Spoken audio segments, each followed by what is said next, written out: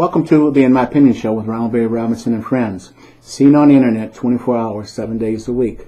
To view, please go to, and in capital letters, RBRIMO. And then put your arrow on videos. And you will be able to see all of our programming. I also want to welcome our millions of viewers worldwide. The In My Opinion Show is seen on Comcast Cable Television, Channel 17, Flint, Michigan, every Saturday at 6, and Channel 68, Comcast Cable Television, Detroit, 7 days a week. I want to welcome my co-host, Mrs. Jackie Williams. Thank you, Ron. And Mr. Henry Hatter. Thank you, Ron. Welcome, Jack. Thank you. Same-sex marriage. Michigan Attorney General, get off your high horse. Same-sex marriage was ruled constitutional by a federal judge. Stop playing to your political base and the religious right. Where were these zealots of religion when millions of young boys and girls were raped and brutalized by Catholic priests and other religious dominations? Same-sex marriage is official in 17 other states, including the District of Columbia and many other nations around the world. People, you must educate yourself against people like Schuette and the zealots of religion as to their pandering and untruths. Hawaii was the first state to recognize same-sex marriage in 1993. To deny same-sex marriage is a violation of the equal protection under the law, part of the 14th Amendment to the U.S. Constitution, which took effect in 1868. It states, states must apply the law equally and cannot discriminate against people or groups of people. Breaking news. Attorney General Eric Holder has said marriage to same-sex couples is legal in the eyes of the federal government and the U.S. Constitution. Remember, federal law supersedes state law. Detroit pastors silent on EM gathers to suppress gay rights. Jane Rousey and April DeBoer, two women, are challenging the Michigan laws in federal court, fighting for the right to marry and adopt children together. If their case, which began before the U.S. District Court in Detroit, is successful, gay marriage could be legalized in the state. Breaking news. Again, legalization of same-sex marriage in Michigan has been approved by the U.S. Attorney General Eric Holder. A coalition of approximately 100 black pastors from Detroit pledged to lead a march against what they said is a threat to their voting rights. No such coalition formed to protest the passage of PA 436, the emergency manager law, which has effectively disenfranchised half of the state's black population and all Detroiters. These pastors, you pastors, need to get a life and mind your own damn business. They need to march on Governor Snyder in regards of Lansing disenfranchising African Americans and their vote. How many of these pastors are gay themselves and are perpetrating a fraud with this march? How many have porn on their computers? How many of these preachers and so-called preachers have ghosts in their closets? One prominent pastor comes into mind, all right? Bishop Long of Georgia. He's been in the news lately, and I'm sure all you pastors out there and other folk know who I'm talking about. He barged too. Come to find out, hey, he had 2 or 3 boyfriends. Jackie, what's your thoughts? Well, actually, it goes all the way back. So, our country was founded religiously on, in God we trust. So we have biblical standings when we started, So that's how we made the traditional sanctity of marriage. And it was between a man and a woman. And we were all for that. And then, like you said, the federal government changed it and said, okay, now they recognize, gay marriage. But Michigan had an opportunity to come out and give their opinion of how we want to do it here in Michigan. We voted not to allow gay marriages. So we have already spoken. So I understand that federal overrides state, but we have spoken as a state, and we have said that we don't want to have gay marriages here. And it's so many sides to this. There's so many different sides. And on the religious side, I stand. And I don't mind anybody knowing. I believe in a man and a woman. Now, I don't hold anybody hostage to my ideas. But this is just how I feel about it being right in my mind. So I feel like we have already spoken as a state, and we just need to leave it alone regardless to what Eric Holder says or anybody else says. Michigan has voted that we don't want to do that, and that should stand. Well, also, the voters of Michigan also voted against the emergency manager. All right? What happened? Your governor vetoed, or whatever the hell he did. He stopped that. So now, let's balance. Where's the balance here? We got to stay on one issue here. We are. Yeah. Well, I brought up the pastors, and I brought up the 436. Okay. Now they out there marching against gay marriages, but where were their little asses when 436 was going on? That took the vote away from 50% of African Americans in the state of Michigan, in all of Detroit. Where were they? Where were they then? But yet they want to get out there and try to act righteous. I'm sure a lot of them are righteous, but I know they ain't going well. And some of them aren't. I'm not alleging. I don't know any of them. But anyway, Henry, what's your thought? Ron, you got me all over the place. But first, before I go back to the marriage crisis that we face, I want to say that the problem with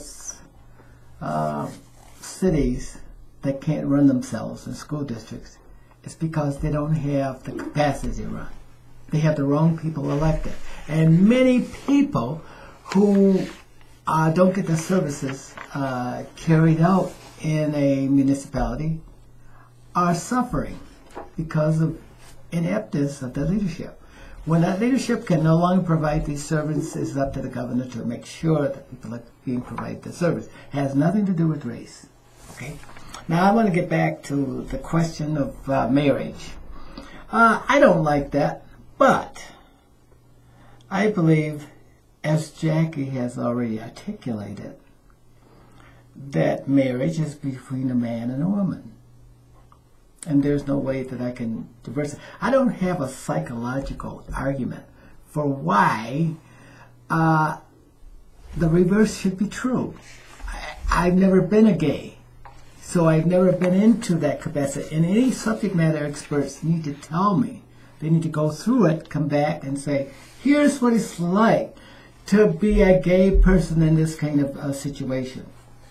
Or Henry Hatter, you need to be gay and go through that experience. Otherwise, you don't have any subject matter experts. We need to hear from people who have gone through it, people who are knowledgeable. And then there's the argument of the legal argument, which is it's against the law, at least here in Michigan, because the people voted.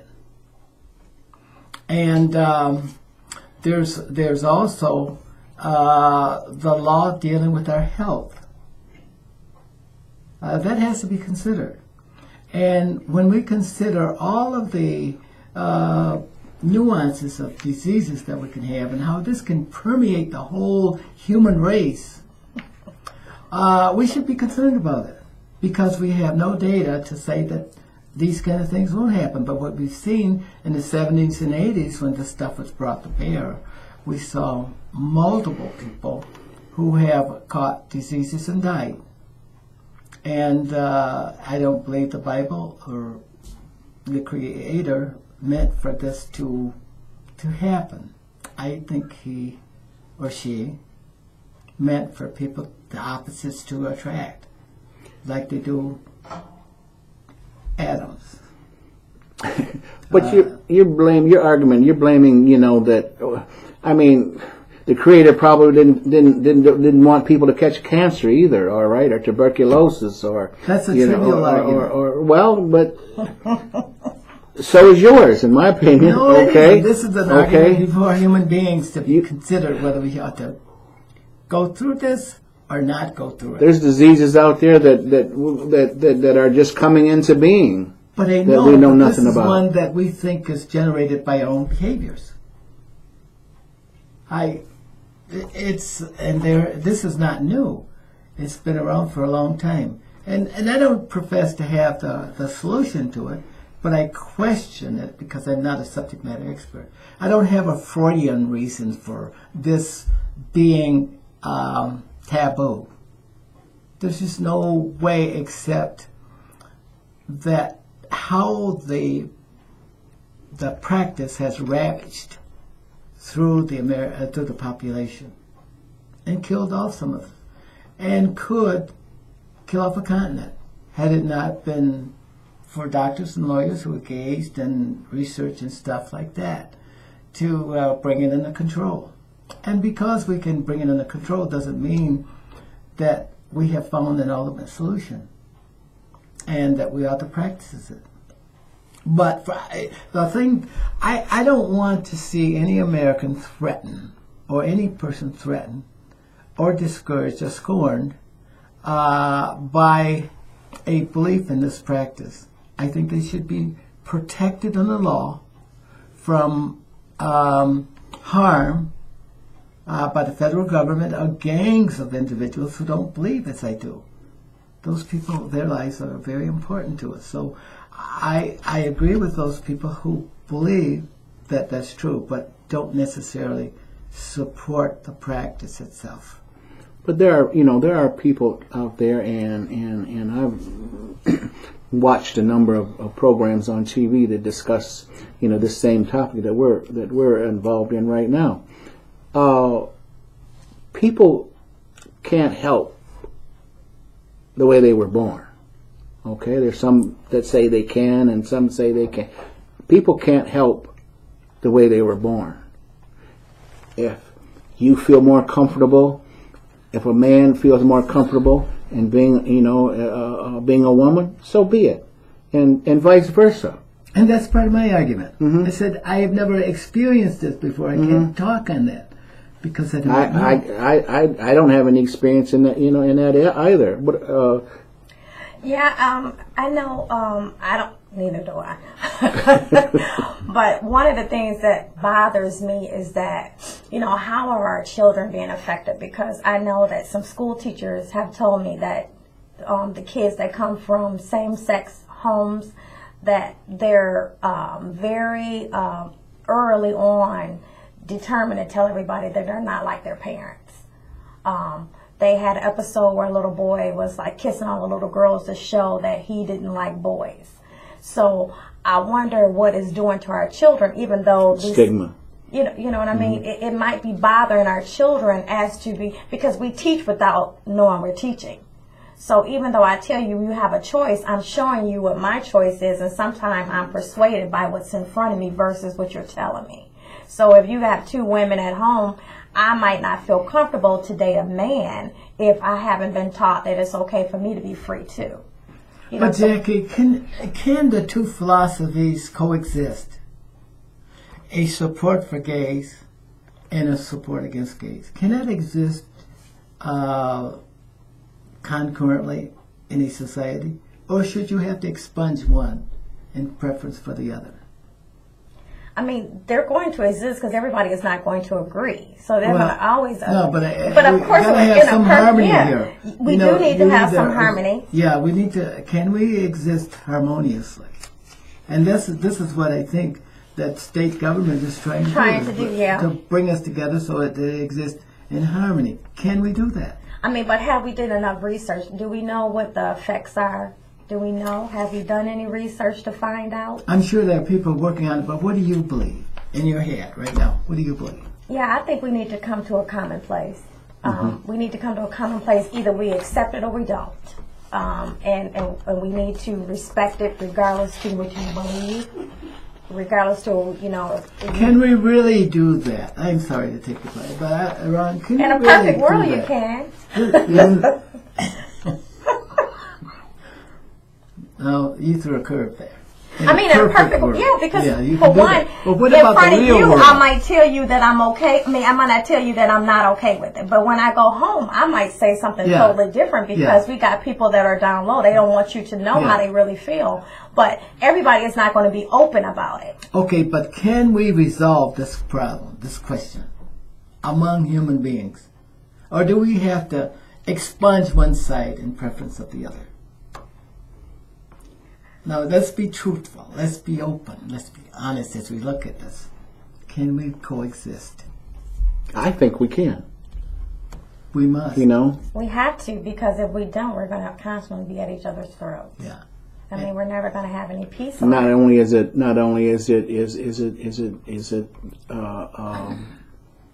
morally right, but it's legally right. But, you know, I think that this suggests one thing. It suggests that we must accept gays.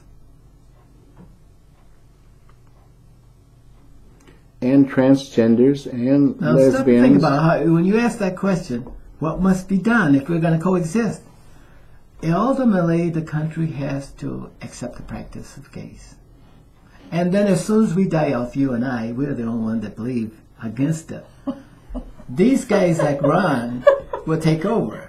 And the new people who don't know about it and think it's okay are going to make it happen just the way we predicted it has to happen. It's called equality, Henry. Yeah. You know? Stop and think about it. The handwriting is on the wall. You know, let's know the psychiatrist Fritz Perls. I'm sure everybody's heard that name before. He's saying, well, I am not in this world to live up to your expectations, and you're not in this world to live up to mine. So we explain. If we should meet, fine. If not, that's okay too. I'm sorry. That just, Ron, you invited that one. Okay. Well, you walk right into it. So, let's change gears. A few minutes we have left. What in the hell is going on in the county jail? Genesee County Jail. Guards win $500,000 a discrimination case. What the hell is going on in Genesee County 9/11? Operator wins $262,000 settlement because she wouldn't quit singing. More county stupidity. Her stupid supervisor said, since she was a 9/11 or that person was a 9/11 operator, her singing would hurt her throat. Now, isn't that stupidity? Okay, that's taxpayer dollars. Almost, almost three quarters of a million dollars going to pay for stupidity. All right. Another situation is troubling. Flint police close murder case on Sierra Nelson, a 10-year-old girl they found murdered, raped, and thrown in a ditch a few years ago. They said that they had a suspect. No names, no nothing. Now, if they had a suspect, why didn't they at least arrest this person? More stupidity, in my opinion. I'm not That's a been a cop. very low profile case too, unfortunately. It was very low profile. At first when it came out it was big news, but then it went to the sidelines very quickly. Well, let's go back to this county jail business, all right? Not to diminish, Sierra that's a great point. Nelson, but the stupidity with the Genesee County jail and the 9/11.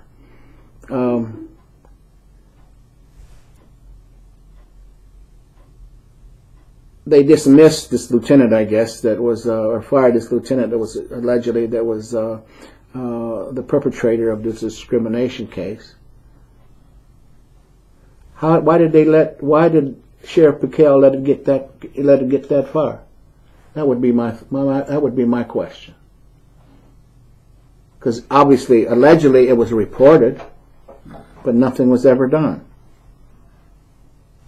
What they're finding is that a lot of people in the business place, including the county, they have friends in positions. And instead of you doing your job, you're just, if you're friends, you just overlook certain things. But you're not being a good steward in your position. And regardless to if you're friends or not, you still should hold your employees or your supervisors accountable to conducting themselves accordingly. And I mean, that goes for the county jail and the 911 operator. You have to be a good, some people go to work and some people are at work. And, the 911 operator that dismissed something that could have avoided major trauma, we got to be conscious of what type of positions we hold. And I think we just probably need to be a little bit more screening. We probably need to do a little bit more screening when we get these individuals, because a 911 operator's job is very, very important. High profile. Yeah, that's very important. So it seemed like we need to probably do a little bit more, screening and backgrounding, because, in that one case, she just dismissed something that could have been avoided, and the only repercussion that they have is they're going to train her. Well, Ron, my take on this is that I think there was a mistake. The lady made a terrible mistake. Well, we're talking about her supervisor. Yeah, but wrote her up. Yeah. Because he said, since she had an outside gig singing, all right, she couldn't perform her job properly because her singing may have something to do with her voice. Oh, okay. That was the situation. I can't argue that, but I'm going to look at the legal side of it. Okay. Now, anytime the law or a court of law or its successors or any of its representative does something where an individual is hurt, harmed, or injured in some kind of way, the court and the law must pay for it when the law does that. And it's no different when an individual, like we are, breaks the law and causes injury either to the state or to an individual. We must pay for it. And here's a case where they awarded these judgments based upon a breach in the law. Something happened in the law. The law should be able to pay just like individuals should be able to pay when it makes gross mistakes, because that's what keeps us safe and free and the ability to challenge our laws. So that the law is never just a gang rule that provides justice. They must be held accountable. And that's my strongest argument for that. Well, absolutely, they should be held accountable. But who's gonna hold these supervisors accountable for the stupidity? But that's within the law. That's the framework. They have to go inside. If they pay for it, and the people get upset enough, why did this happen? And they go through, and we will find out ways to mitigate the problem. Well, I would hope so, because there's no indication, at least. But they should have paid if the law was wrong. Well, that those supervisors should also have been held accountable too for and that, I think that's the biggest point that you're making, is that they're not held accountable for what they do, and there is no opinion, and that's what's wrong with a lot of us now. At work, there is no place for your opinion. It has to be either the rules or the law. Your opinion, you keep it to yourself, and you have it at a round table at your house. But it's no place for it at work. And as a supervisor, you have to be careful, because your personal preference cannot come into play when you're at work. And that's why the In My Opinion show is so incredibly important to our audience, because this is a place where you can exercise your opinion and your freedom of speech. But not at work. Not at work. We didn't say at work. But here we're talking about it. That's right. We said if the court breaks the law, or the law is broken because of somebody being injured by their failures to operate properly, then it should pay. Absolutely, absolutely. And another thing, if you have a problem on the job, don't put it on Facebook. No, don't put it on. Okay? Please. But I want to get back to, and our prayers go out to the Nelson family too, for their loss. But I'm still dumbfounded why, if they had a suspect, okay, why didn't they arrest his ass or her ass, whomever that? I don't know if it was a man or a woman, but they should have, in my opinion, they should have been arrested. All right, and let the powers that be decide their guilt or innocence. Okay. But this has been another wonderful conversation with Mr. Hatter and Ms. Williams. This is Ronald Berry Robinson for the In My Opinion show saying, stay focused.